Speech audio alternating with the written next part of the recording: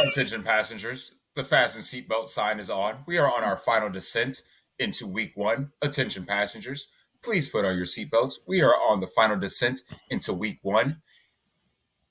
And this podcast is not for the faint at heart. This is the one that you need to pay attention to. The contrarian plays, the secret menu tonight on the DFS Deli. Let's go.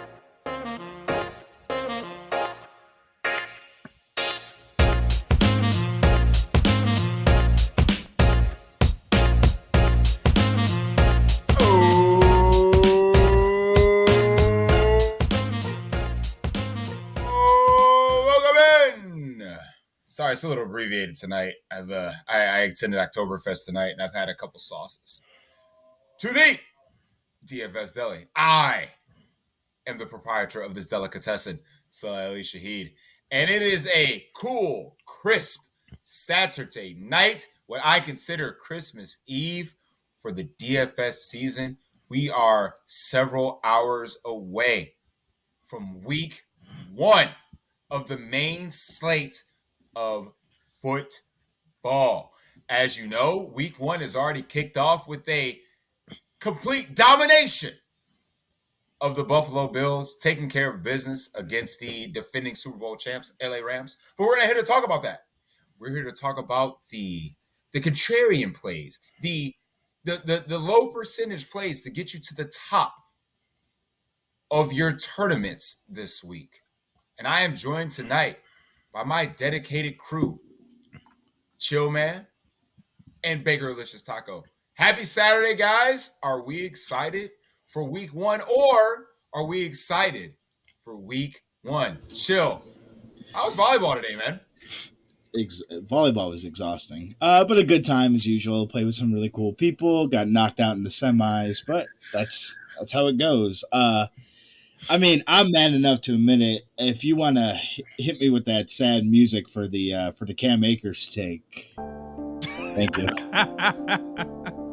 I'm sorry, guys. I touted Cam Akers on an earlier show. If you drafted him early, I'm sorry.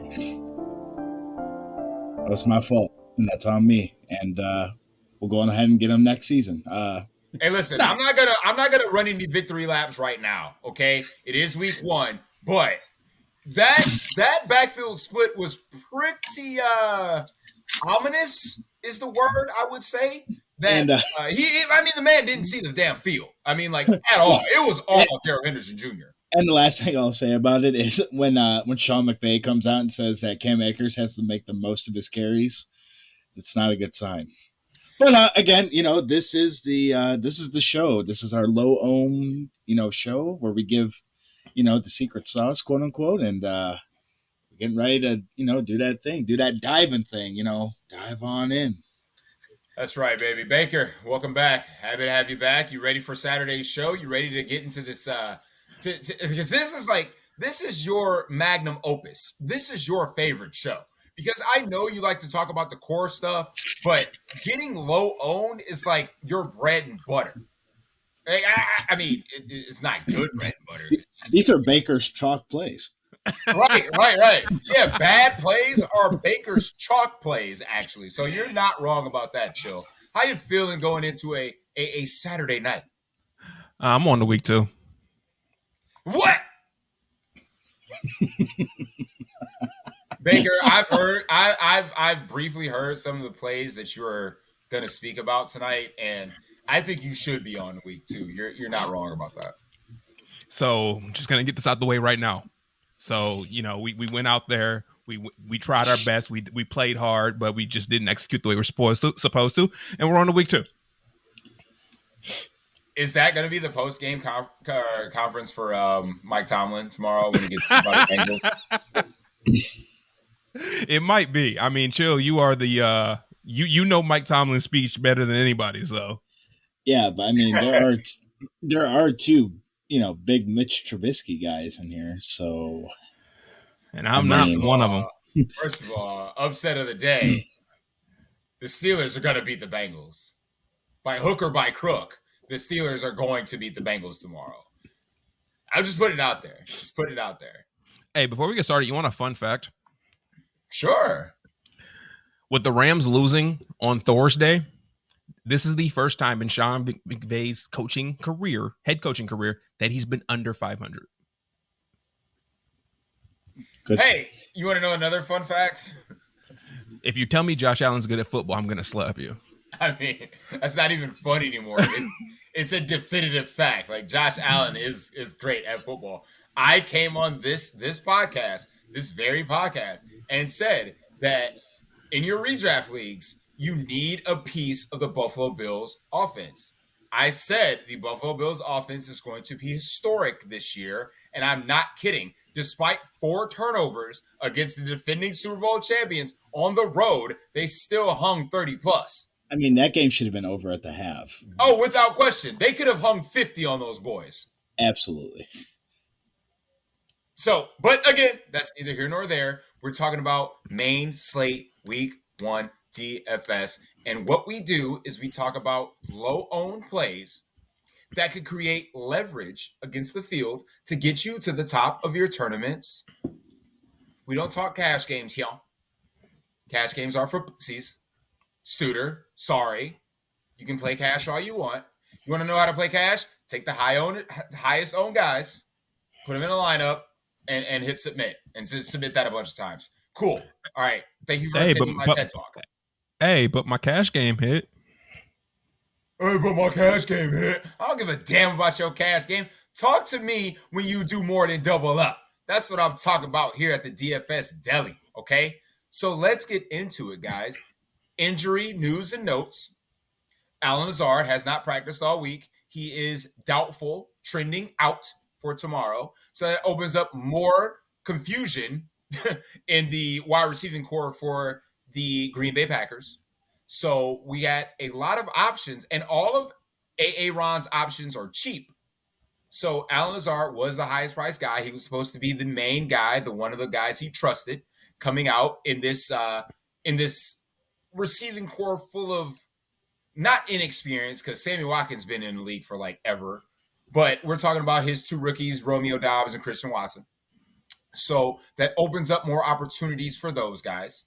And George Kittle, he woke up fine, apparently, and he is trying to play, but he does have a groin issue. So we don't know if George Kittle is going to give it a go tomorrow. Going against the Bears, I could see Shanahan trying to, hey, we got this without you type of deal.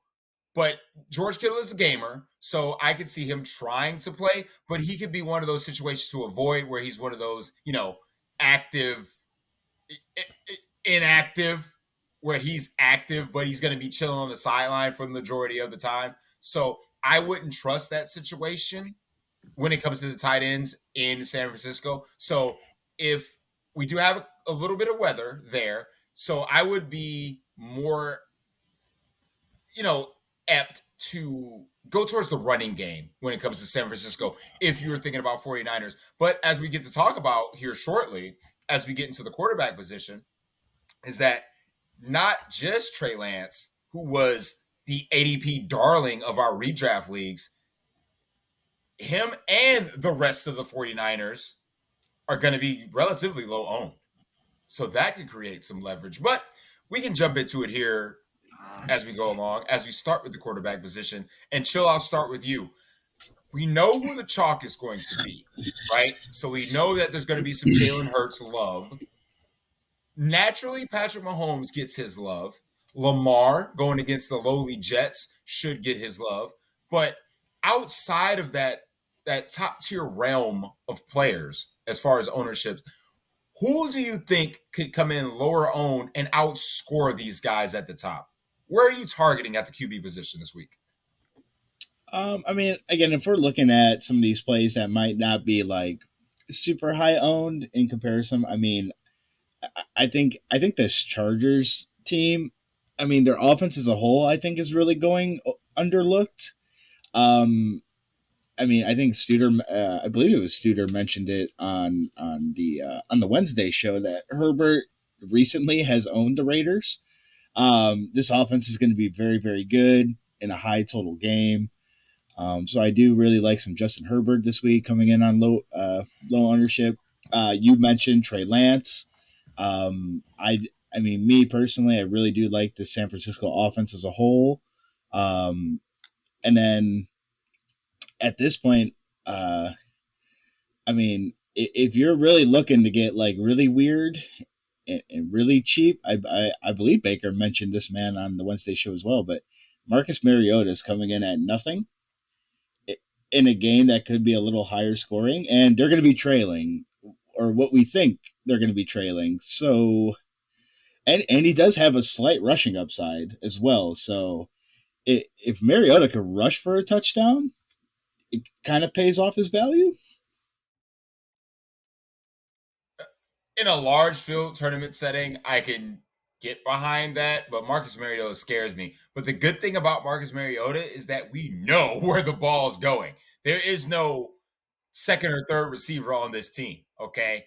Throw in Kyle Pitts, you're done, right? So I can get behind what you're saying with that. And Baker, you might want to vouch for Chill on this one. I mean, I definitely still like Marcus Mariota. As as we're about to land, this crapshoot boat that is week one. I thought you were going to mention the airplane because he said, descent. Nah, I want to take it somewhere different. 5%. I was gonna say a curse word, but I didn't want to swear on. I'm saying on here. Keep it PG. Exactly. So that's why I said crapshoot boat. But I do like Marcus. I do like Marcus Mariota. I don't have to play him in large field. I'll play Marcus Mariota wherever. What I do is, I even in small field, I play crazy things and hope it sticks to the damn wall. So if I'm going to play Marcus Mariota, I'm playing Marcus Mariota. I'm going to get him at 1% in the Millionaire Maker. I'm going to get him at 0.5% in a small field contest. Whip-de freaking do. But my biggest thing, and I know, you mentioned him already, it still is Justin Herbert. And my main reason is you're getting him at half the ownership of Jalen Hurts. As we've said multiple times on the show, quarterback is flat, blah, blah, blah, blah. It doesn't really matter all that much. You play who you want to play. But you tell me that you're getting an elite quarterback at half the ownership of somebody else, of the most chalky quarterback. He does have some rushing upside. It's not the rushing upside of Lamar, of a Hurts, or anything of that nature. I get that. It's a team that's implied for 27 points. So you mean to tell me a team that's implied for one less point than the Eagles, I can get that quarterback at half the percentage, at half the ownership? I will take that all day and twice on Sunday, just so you know tomorrow's Sunday. I mean, I'm not disagreeing with you. Last year the Chargers hung 28 and 31 on the Raiders respectively. So there's going to be some fireworks. It is the late hammer, as it were. So Justin Herbert coming into a situation where where the ball is going. So this isn't random like the Green Bay situation. This isn't random like the Chiefs situation. It's Big Mike, Keenan Allen, sprinkling a little Gerald Everett, and Austin Eckler. I mean, you're talking about the third highest implied team total on the board, and there's relatively no ownership. Because again, we've went over this on this show before. Taco Bell is not here to sell you tacos. They are here to sell you Coke products. Okay? Justin Herbert is the taco. Right? What he's trying to get you is Keenan Allen and Mike Williams. And Gerald Everett to a lesser extent. In a large field tournament, maybe some Josh Palmer. That's what he is leading you to. Again, ownership amongst quarterbacks, flat. However, it's what they give you. It's what they're trying to sell you is what you're trying to build in your lineups. So yes, if no one's going to play Chargers, this is your opportunity to play Chargers. Yeah, just run them all out there and, I'm saying, bring your ticket to the window at the end and just, I'm saying, collect your money. Right, cash out.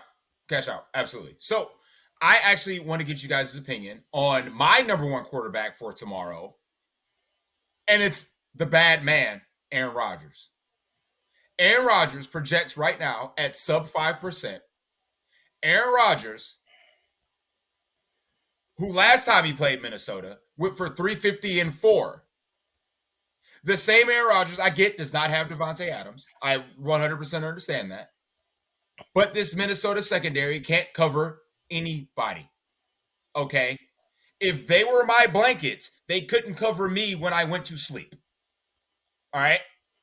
So pick the cheap stack because his targets are inexpensive and you can load up anywhere else you want. You can take Dobbs, you can take Watson, you can take Watkins, take Cobb. I don't care. But you want to tell me the back-to-back MVP who has an indoor matchup at the late hammer, who last, again, went for 350 and 4 against the same Vikings team, is going to be less than 5% owned. Add to cart. Okay? Aaron Rodgers, I don't want to say Devontae Adams made Aaron Rodgers because Aaron Rodgers has been successful with multiple receivers, multiple number ones. Okay? If the man can make Jordy Nelson look good, he can resurrect the dead corpse of Sammy Watkins. Okay? So that is my number one with a bullet on Sunday tomorrow. So any thoughts about the bad man, Aaron Rodgers? Chill. I mean, again, my only concern with Aaron Rodgers would just be who do you play him with? I mean, obviously the bringbacks are pretty easy, right? So, that would be my only concern. Obviously, anytime the reigning and defending 2-time NFL MVP is going unowned, certainly could be intriguing. That's what I'm saying. Like, why do I want to waste time with these bums, with these Marcus Mariota types? And I no disrespect, but Marcus Mariota ain't going for 350 and 4. He's not. Absolutely not. And I get the price. I get the price. I get the savings. However, your savings comes along with the Coke products. It comes along with Romeo Dobbs, unowned. Christian Watson, unowned. Sammy Watkins, unowned. Randall Cobb, unowned. Just give me the bad man and pick two. Like Big Bob might not even play tomorrow. He's injured. So I get Aaron Jones gets a target uptake. They're going to be uptake. There's going to be both the backs in A.J. Dillon and Aaron Jones on the field probably at the same time a lot. But again, you build that cheap stack, and like you said, Chill, the run backs are there. Justin Jefferson, Adam Thielen, Dalvin Cook, and Big Irv to a lesser extent. And you got yourself a game stack that no one else is going to have. You want to talk about leverage? Everybody's going to flock to the Chiefs game. I understand that. But right here, this Minnesota Packers game is going to be a gold mine for not only ownership with sans Justin Jefferson, of course, but who else is going to be owning that game? Who else? Baker, you're the Vikings fan. What do you think about this situation? What do you think about this scenario? I mean, I love the scenario. I absolutely love it. I was looking at Aaron Rodgers as well. I don't know. Something in my giant gut just doesn't. Something doesn't feel right. I don't know if it's just because of the fact that we haven't seen it. If it doesn't feel right, or if my spidey sense is tingling and it's telling me that Cam Dantzler has Aaron Rodgers' number. I don't know. No, you didn't. Yeah, no, you did not. I really just said that. Don't at me, bro. I certainly won't. But yeah, I love the game. I love that game in minis. I'm not certain because I was actually thinking about the other side of it in Kirk Cousins. You want to talk about leveraging, Justin Jefferson's ownership? Well, if Justin Jefferson's going to go off, who the hell is the ball coming from? So obviously pairing him with Kirk Cousins works. Kirk Cousins he's also had success versus this Green Bay team in recent memory. So, but yeah, that's just how I feel. Yeah. Sorry, man. You can feel about it, but just you watch. Number one with the bullet, Aaron Rodgers tomorrow. I mean, you're right because nobody is playing him. You are definitely right. And it is where my Justin Herbert stacks are going to cost me all my monies. Your Aaron Rodgers allows you to play a lot more things that I can't get to. That's what I'm saying. That's exactly my point. So Justin Herbert, while I love Justin Herbert is number 2 on my board when it comes to tournament stacks tomorrow. But that Aaron Rodgers stack is way cheaper. So let's say you run the premium stack of Justin Herbert, Big Mike, and Keenan Allen, and you run it back with Waller. Where's the rest of your money? It's in scrubs. Pure scrubs. And let's say you get really freaky and get Devontae Adams on that stack on the way back. You have no money left. But if you literally go Aaron Rodgers, Dobbs, Christian Watson, Aaron Rodgers, Watkins, Watson, whatever combination you want to, complete, that's fine. And run it back with Dalvin Cook, who we'll get to running backs here in a second, but no one's going to play. Adam Thielen, who is going to probably avoid Jair Alexander. Big Irv, if for a lesser extent. You can play whatever the hell you want after that. There is no salary restrictions behind that. So give me Aaron Rodgers. And like I said, I love Justin Herbert tomorrow. Love the Chargers offense tomorrow. But if I had to build one lineup, just one, I'm starting with Aaron Rodgers. Period. Yeah, I can respect it. Any other low-owned takes at quarterback before we head over to running back? So I'm ready to go to running back now. Joe, we good to move to the next position? I think so. All right, so let's talk about the RB position, the core of most of you guys' lineups. We all know the chalk. We all know what everybody's going to do with CMC, healthy CMC. He's a 10K player. We get it. He's going to be the highest owned running back on the slate. No disrespect towards that. Jonathan Taylor, he's going to be low on. Play him.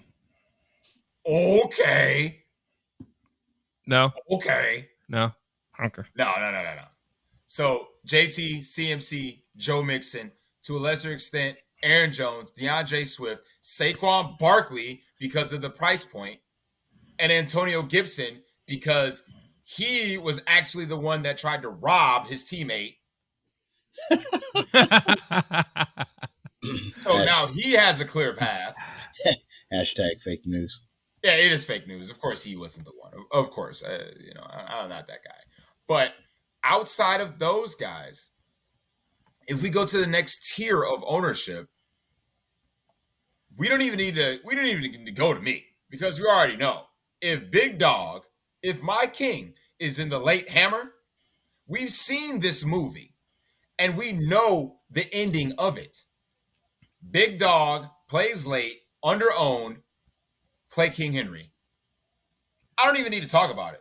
Well, so there, I got a question for you. This Giants defense is a sieve. We know this. There's going to be weather concerns in New York. I'm sorry, in Tennessee. So we all know what the Titans want to do. We want to give the ball to the big dog. And the Giants ain't stopping nobody. So, I mean, I want to say that, Derrick Henry is this late swap option and blah, blah, blah.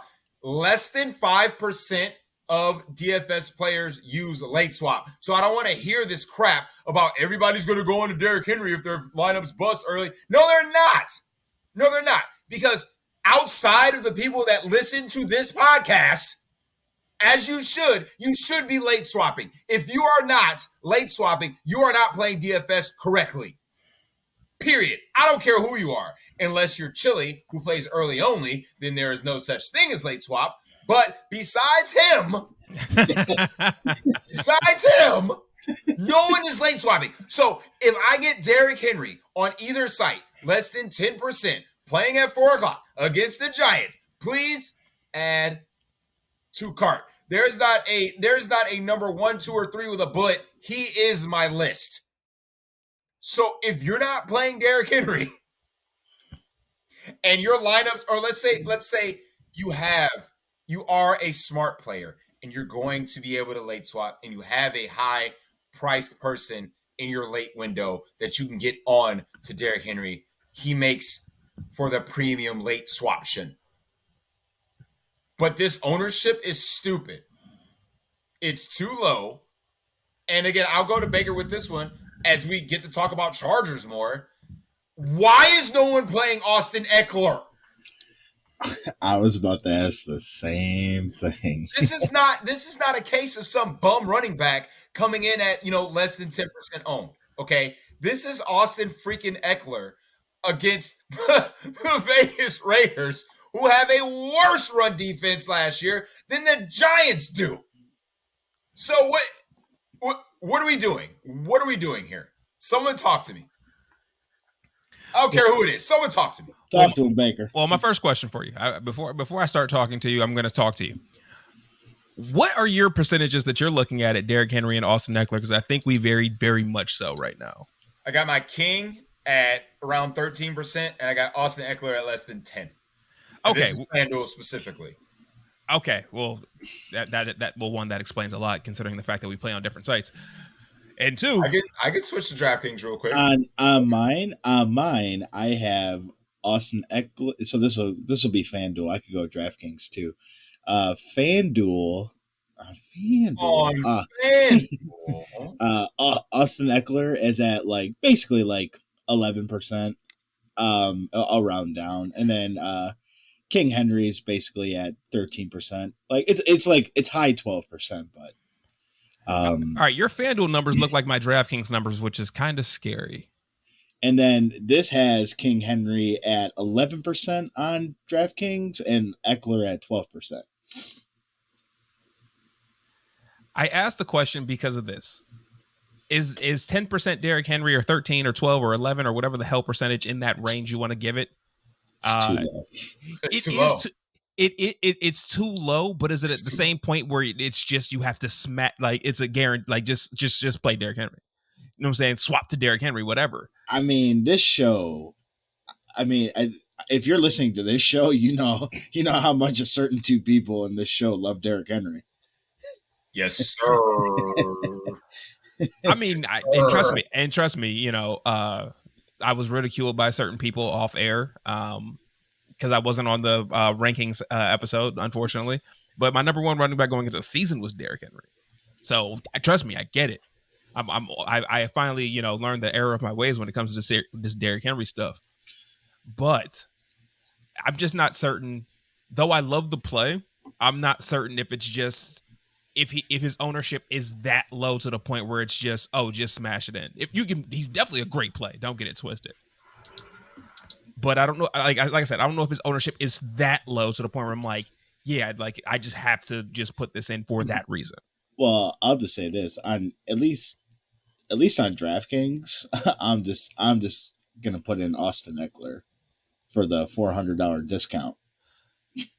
Yeah, DraftKings Austin Eckler is a better play than Derrick Henry.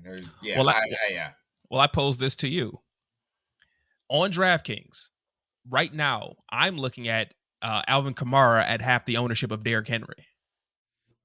What I'm looking at here has Alvin Kamara at 12%. I'm looking at 7.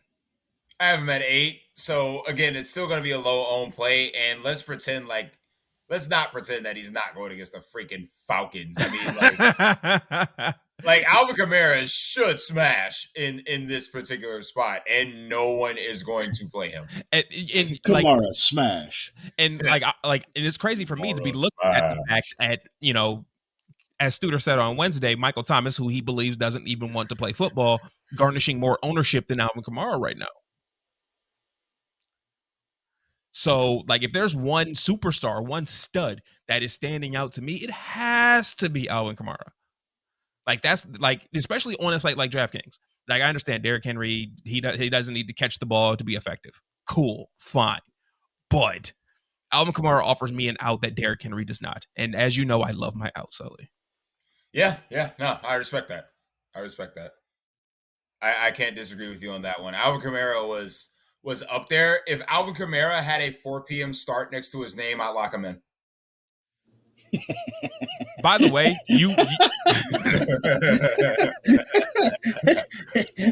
just to inform everybody on the show, Sully's basically going to be sleeping in that 1-4 window.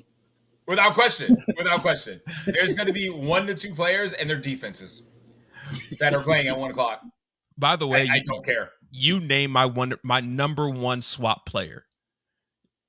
Without a doubt, I'm swapping Dalvin Cook. Nobody's on that guy. Absolutely not. Nobody's on that. No one's playing Dalvin Cook. Nobody's Nope. playing Dalvin Cook.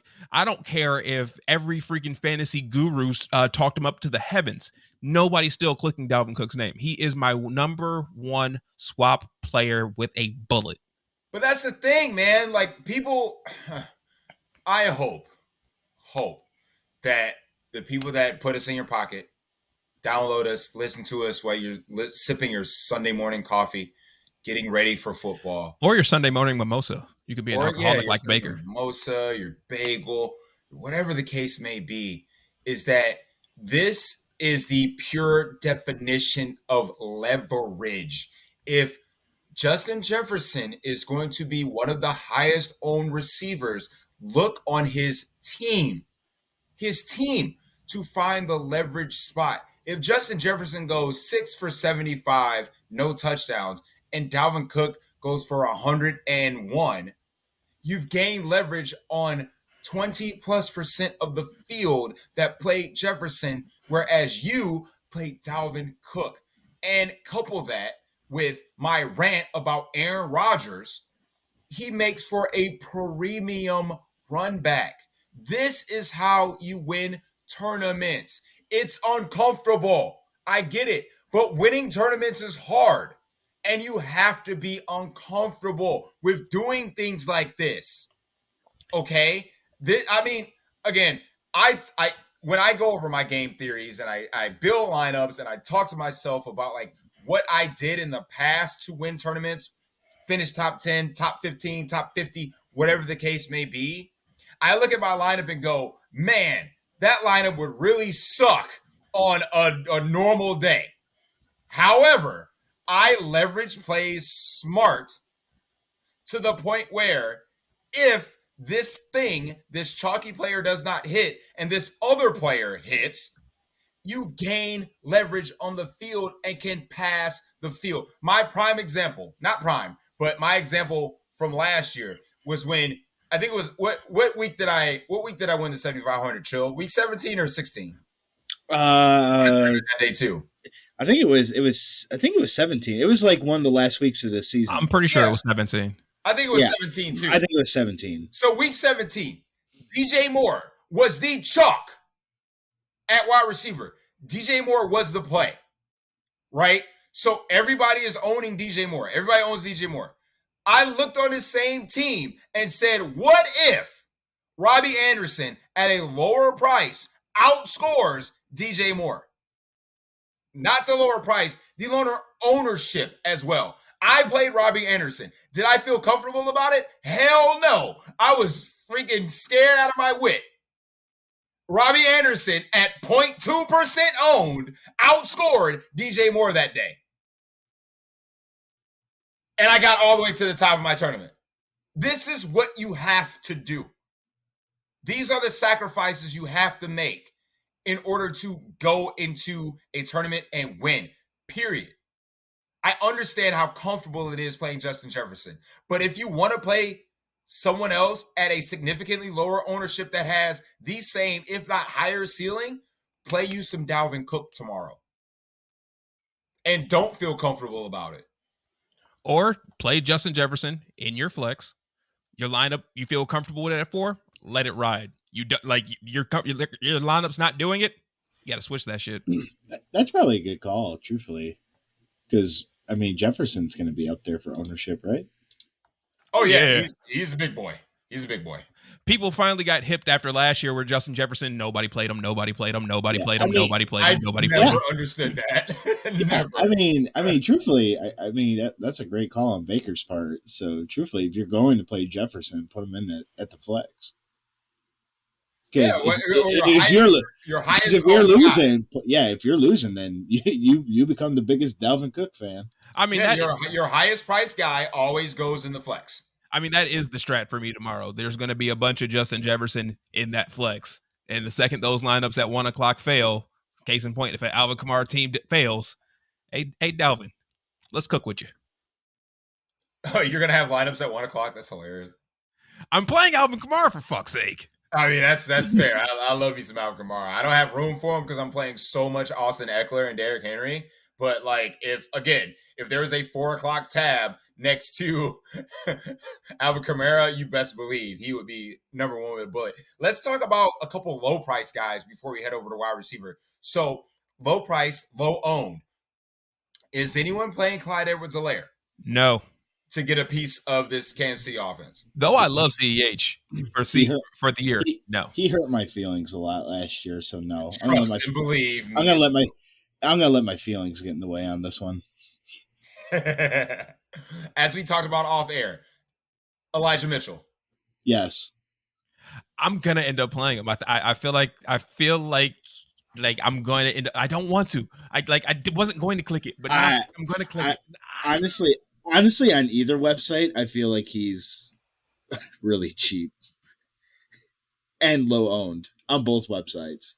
Oh, you're giving, like I read earlier, you're giving us the number one running back in the San Francisco backfield at no ownership. Yeah. The real question is, Sully, how much Miles Sanders you gonna have? What time does he play? He plays at 1. 0. Again, if this Detroit game was at 4 o'clock, you best believe Miles Sanders would have the lock button next to his name. The hurt business would be in business. I mean, you want to talk about leverage? Let's talk about leverage. Let's talk about leverage. Spot. Ultimate leverage spot. If somehow the guy who didn't score a touchdown last year can score a touchdown. I'm saying Miles Sanders ain't scored a touchdown since his Xbox One booted up and he scored a touchdown with himself. Okay. And even then, they probably called it back and Jalen Hurts ran it in. So I get where this is coming from, but we're talking about a defense that ranked second to last in the NFL in rush DVOA. We're talking about an implied team total that is second on the board. We're talking about fully healthy, even though Kenneth Gainwell and Boston Scott, to a lesser extent, are involved in this offense. However, a healthy Miles Sanders can produce, even though it's on the road, completely understand that, but inside, no weather concerns, and I know they want to pass more. Again, I came on this show and said that Jalen Hurts is an MVP candidate. And it's only going to be because of he's going to be passing more. You don't go out and use a first round pick to trade for, Arthur Juan. You don't do that. However, if the game script says that this should be an ass whipping, Miles Sanders should get some tote. So again, if they played at 4, I'd be playing some Miles Sanders. By the way, I just got an update. It is not likely that George Kittle plays tomorrow. Well, there you go. There you go. Load up some Eli Mitchell. Load him up. Well, if we're going to talk the leverage spot and everybody's flocking to Aaron Jones, do you play A.J. Dillon because he is definitely the lesser owned? I mean, I was going to talk about A.J. Dillon, but I want to move on to wide receiver. But yes, A.J. Dillon adds card. I just want to throw that. I just want to throw that out there. It's in the 4 o'clock window, so you best believe Sully's on it. God, I can't stand you sometimes. Sully's on it. All right, wide receivers, ready? Michael Pittman Jr., he's not going to be owned. Listen, on Fanduel, it's a discussion. On DraftKings, you lock him in. Just free square, add to cart. 5,500 is egregious, bro. Just take the ownership and keep walking. Yeah, in tournaments, as we talk about 99% of the time. Okay. I get your case to fade, but you got to get unique with Michael Pittman, right? So if you're going to play Michael Pittman in a tournament, why not run him with Matt Ryan and Mo Alley Cox? Get unique. So you would not run Michael Pittman just naked by himself and just keep it moving. Dude, wide receivers is such a variable position. Very much so. That Michael Pittman could go 6 for 50,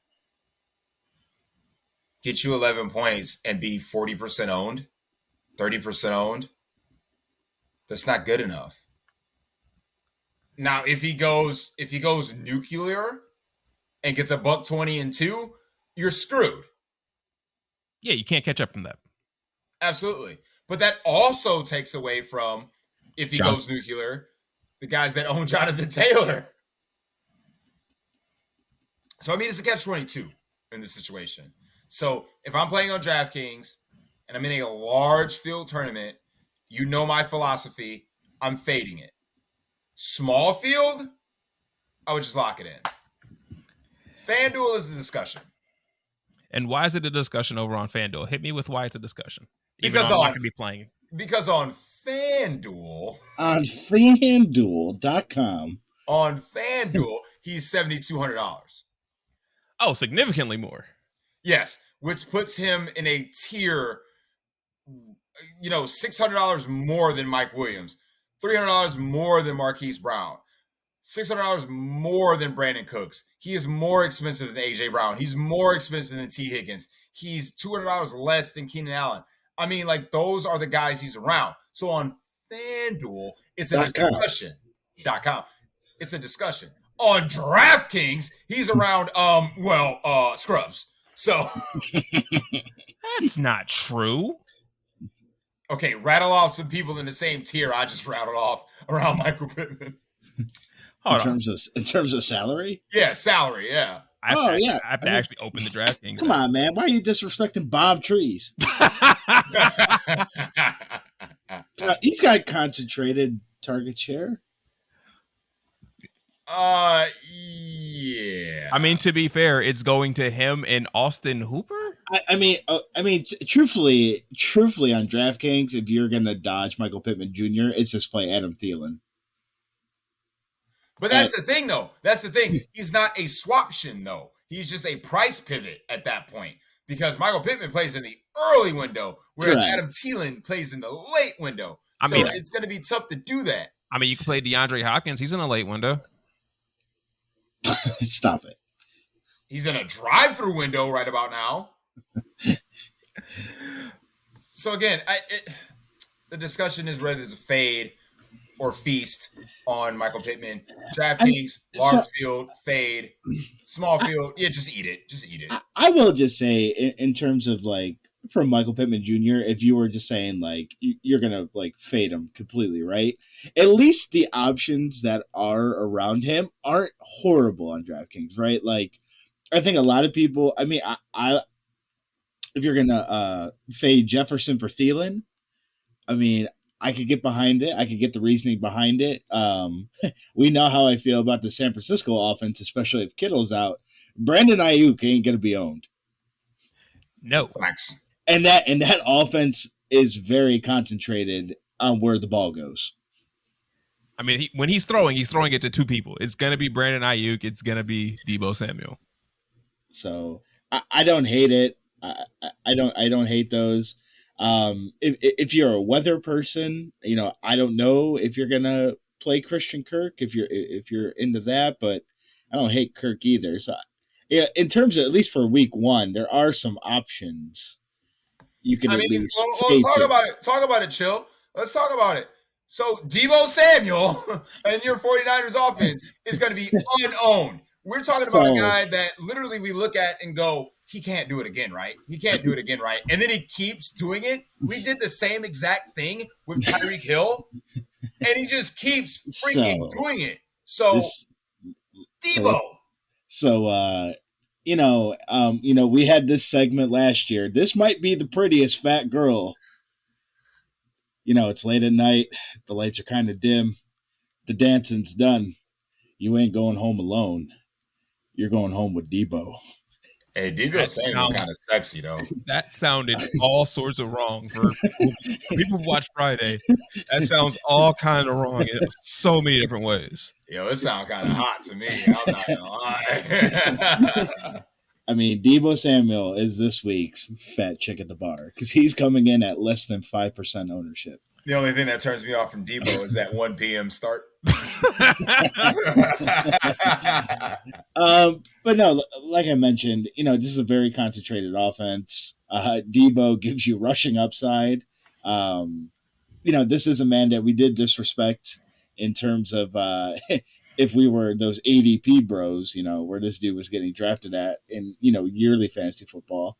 But again, I mean, going up against a Bears defense that isn't all that great. You figured that the San Francisco defense is probably going to get you a couple turnovers in short fields. Um, again, it's only going to like 3 people. So I do like me some Debo this week. Facts.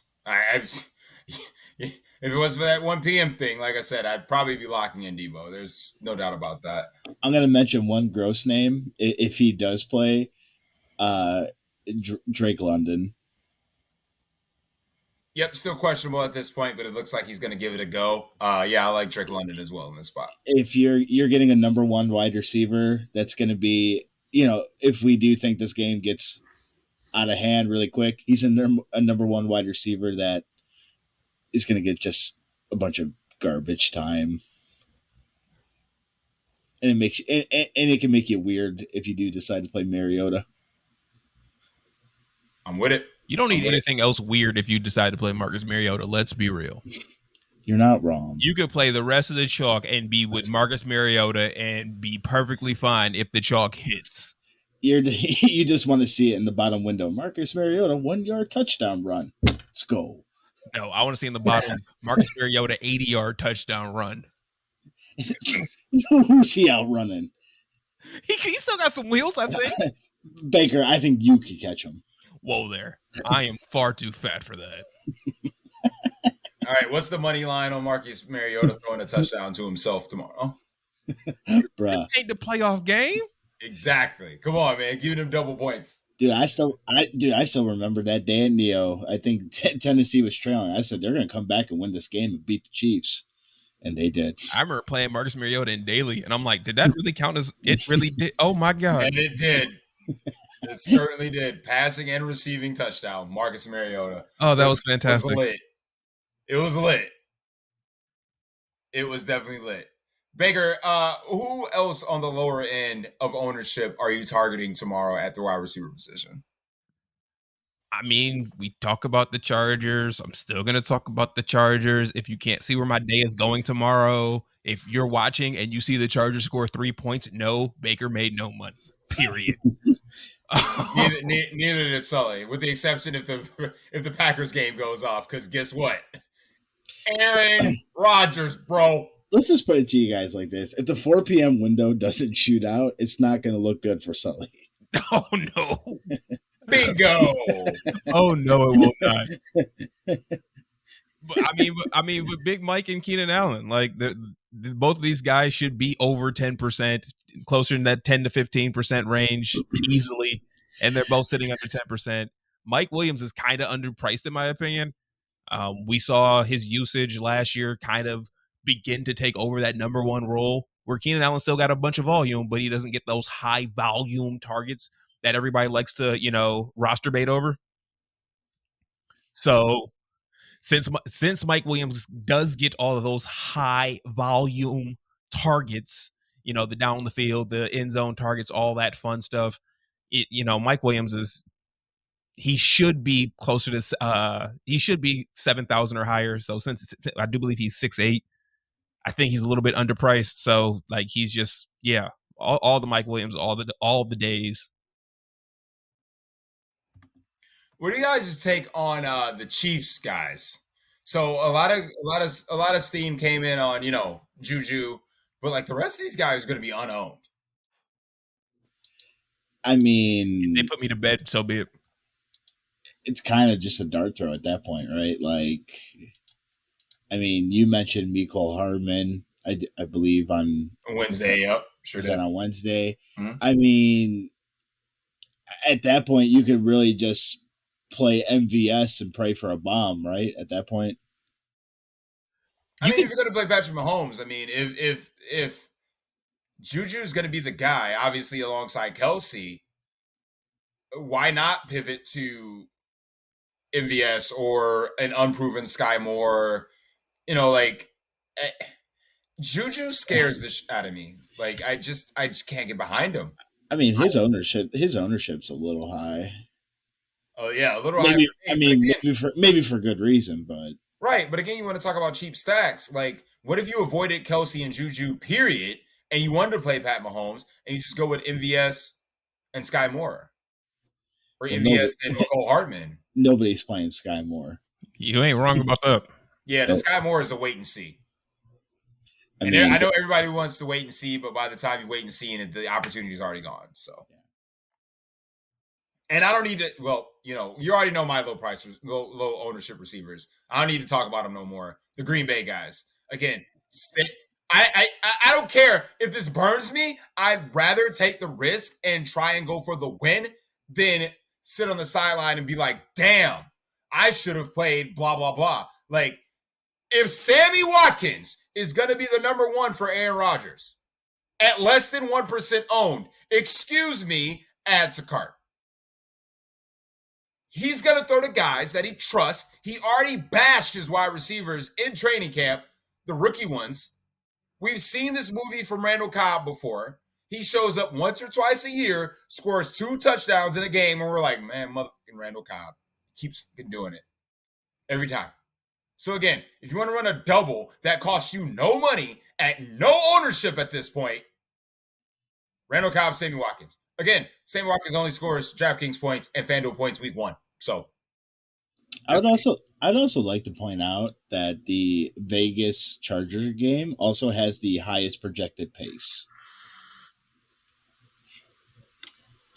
That's important. Justin Herbert for the win.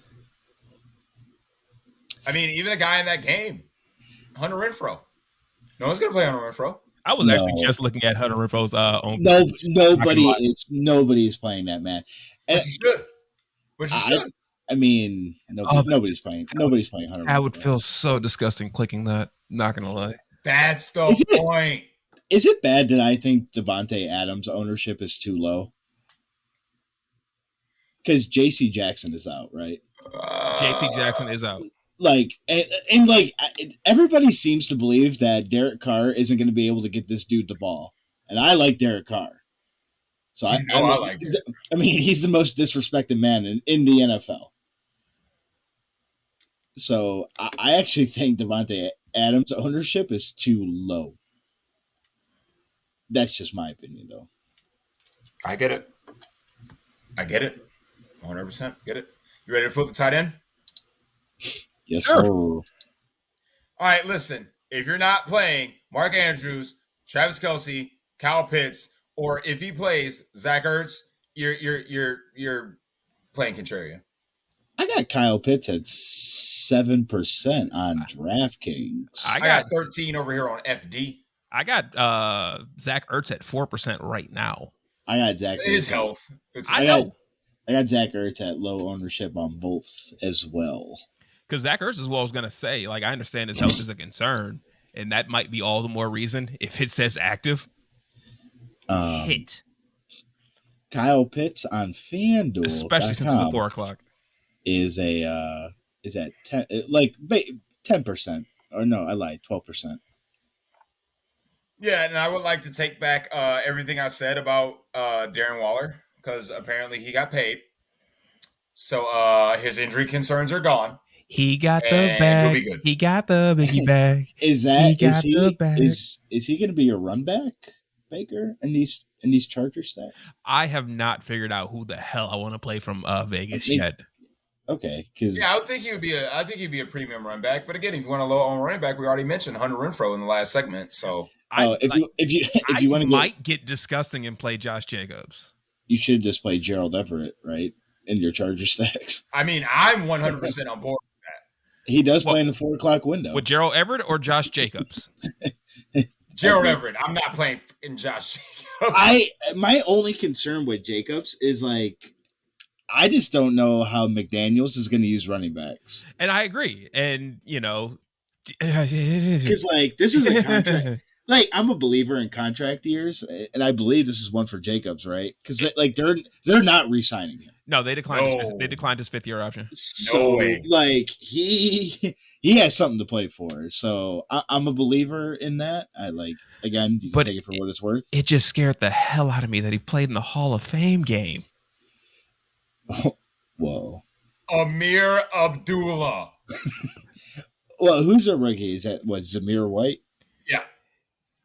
It is Zamir White, who was if you believe in depth charts, which none of us do, is listed as 4th on their depth chart as of right now. Behind who, Baker? Oh my God. Amir Abdullah. Sully, give up on Amir Abdullah. Like, you were on him his rookie year. It didn't work out then. It still hasn't worked out. Listen. If you can find a prop out there, Amir Abdullah anytime touchdown, take it. I mean, literally, you could put $1 on it and win $1 million. Let's be real. First of all, no. Second of all, first of all, Baker, if that's the case, you let me know immediately. Yeah, you find that odd. Trust and believe, I'm putting that $1 down. But as far as tight end goes, as I mentioned on Wednesday's show, I love me some Pat Fairmuth in this spot. We know Mitchell Trubisky's propensity to throw the tight ends. Sully, something's wrong with Pat Fairmuth. He plays at 1? Yes. You're right. I'm talking to the casual. I'm talking to the rest of the listeners. I'm talking to you. Oh, you know I ain't playing Pat Fairmuth. Then don't be suggesting somebody you ain't playing. Who are you? Whoa. Chili. Is this in your Batman glass? Chili. Yeah, I mean, yeah, that too. But did I not text Wednesday morning that do not text me about the Daily Doll here in our competition? That it's going to be Mitch Trubisky to the moof, getting loose. He did. That was I could send you a screenshot. That is not changing. I mean, I could look through it, but still, the moof will get loose. Again, I mean, there's a couple dart throws out there that are, low price that could give you, some extra salary to add on to your stacks. I mean, you do have a starting tight end that plays for the Giants that's min priced on both sides. Daniel Bellinger, anyone? Pass. I'd rather just play Gerald Everett or Mo Alley Cox. I like the Mo Alley Cox play. I'm not gonna lie. One thing I do want to mention with Kyle Pitts, a fun stat here that I'm currently reading. Marcus Mariota has a career target rate to the tight end position of 28.27%, which is 4th best in the NFL, only behind some of these names you may have heard before, Lamar Jackson and Patrick Mahomes. And the other quarterback would be Carson Wentz, which all of these make a lot of sense. I actually thought Ryan Tannehill would have been on that list. Nah, man. Lamar to Andrews, Patrick Mahomes to Kelsey, and Carson Wentz to old Zach Ertz and Goddard. And wow. So, fun fact. Wow. Okay, fair enough. One last name I want to mention is Isaiah Likely for the Baltimore Ravens. He's carved out a role in this offense. He is going to be unowned. He is min priced, and it's unlikely. Stop it. He proved in the preseason that this is going to be the third option on this offense. I mean, this is basically a slot receiver. They're going to be running 2 tight ends a lot.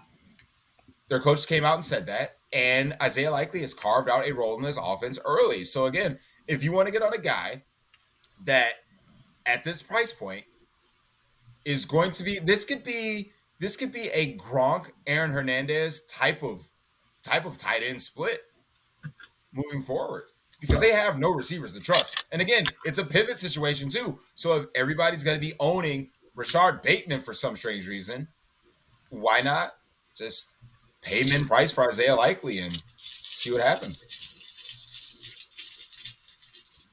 Just throwing it out there.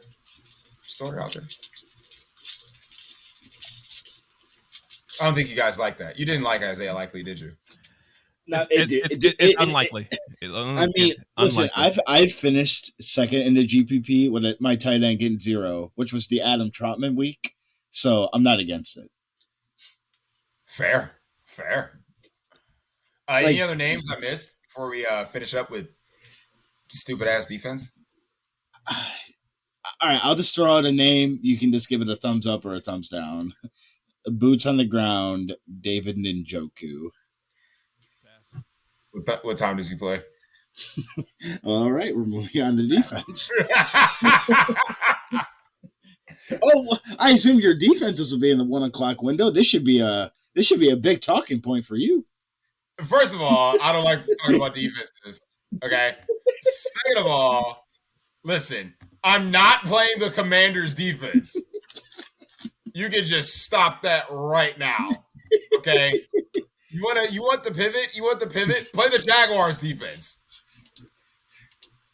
Again, this is the same defense that literally shit on Josh Allen. Okay. I get it. It was one game. I get it. Their, defense was kind of, sus the entire season, but I'm not paying the same exact price on DraftKings and $100 more for the Commanders. For what? Is Chase Young playing? No. Okay. Then why am I worried about their front?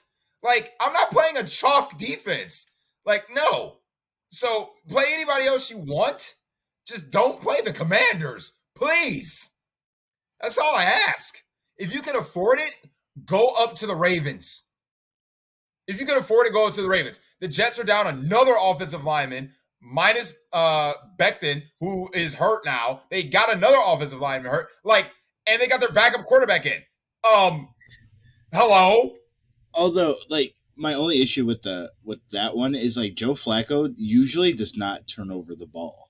That's my only concern with that one. Obviously, it's a great play. Don't get it twisted, but you're looking for a defensive touchdown. I don't know if Flacco's going to give you that, but eventually they're going to be down in this game. Agreed, but they got to throw. Agreed. They got to. Sully, shockingly, Amir Abdullah. If you wanted to bet an anytime touchdown on Amir Abdullah, it's only plus 500. I thought the odds would be a lot worse than that. My dude said $1 million. I'm thinking that it would at least be, plus 1,000. Like, legitimately, I thought it might be plus 1,000. Amir Abdullah, anytime touchdown. Book it, Baker. Plus 550 on your Fanduel Sportsbook. Dude, add to cart. Don't we get access to that soon? January 1st. Let's go.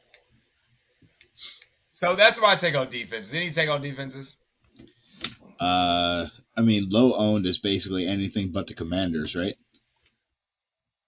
I haven't even looked at ownership on defenses. I'm not even going to lie. Colts, 49ers, Bengals are your highest owned. I see the Saints at 2%. Sure, run the Saints.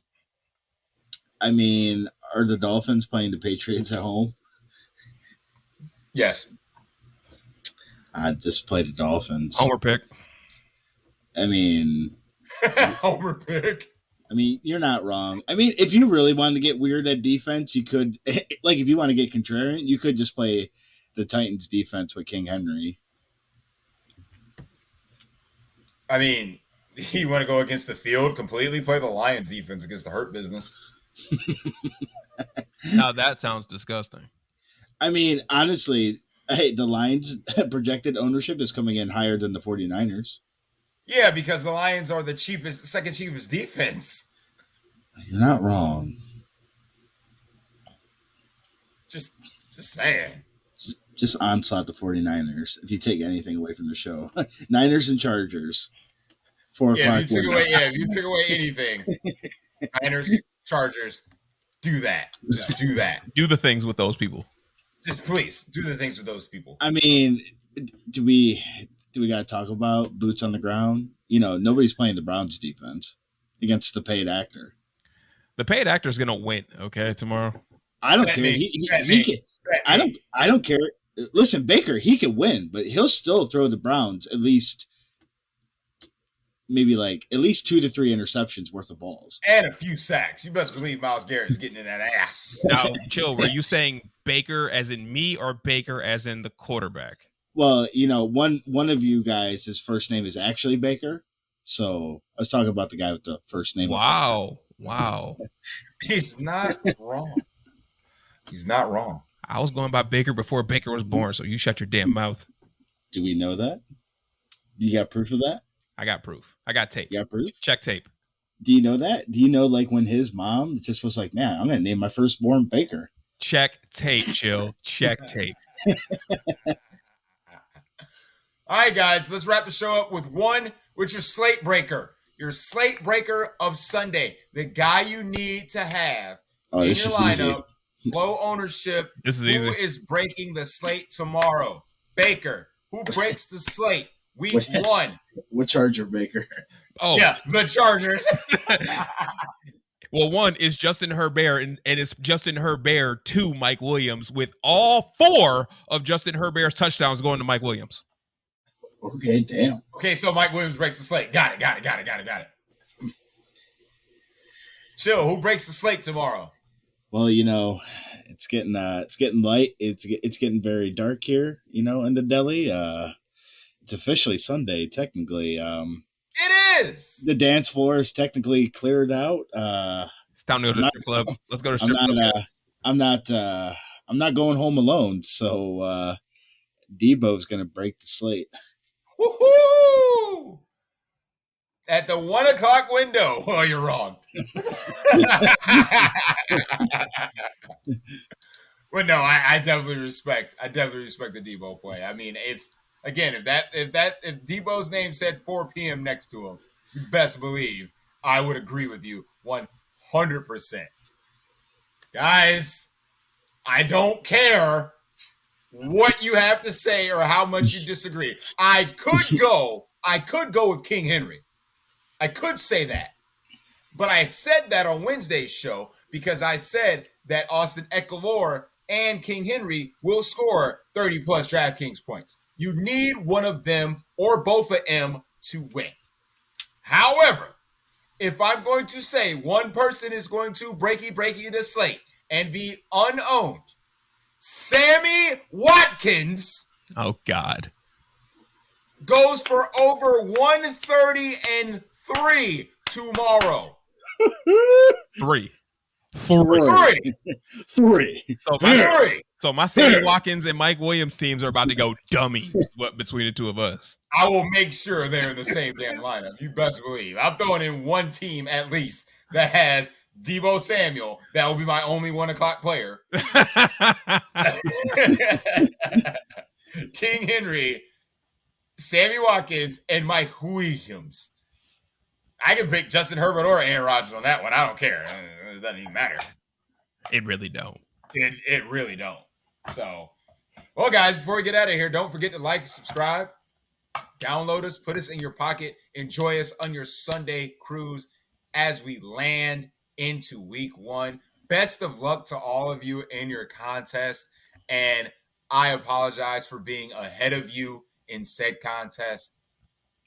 But as Chili gets out the mop buckets, as Baker cools down the grill, I would like to wish you all the best on this week 1. We're here. We're finally here. Christmas has arrived. We're going to go ahead and close up the shop. Hit my music. And we'll see you all at the top. Thanks for listening. Peace.